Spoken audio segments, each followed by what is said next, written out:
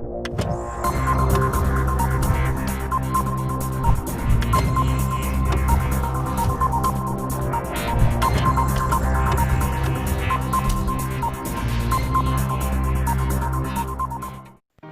वालेकुम व्यूअर्स, मैं हूं बैदस्मान। Welcome to my YouTube channel.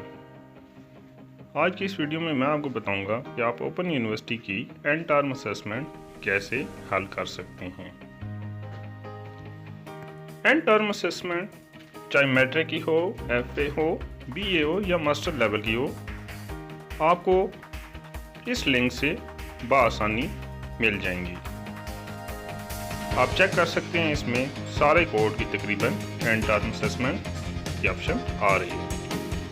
यहाँ पे आपको कई कोर्सेज दिखाई दे रहे हैं। आप अपनी पसंद का जो भी आपको कोड चाहिए होगा आप यहाँ से डाउनलोड कर सकते हैं।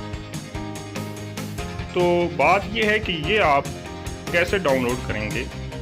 इसके लिए आपको डिस्क्रिप्शन में लिंक दे दिया गया है, आप उसको क्लिक करें और अपने कोर्स जो भी है उसको डाउनलोड करें।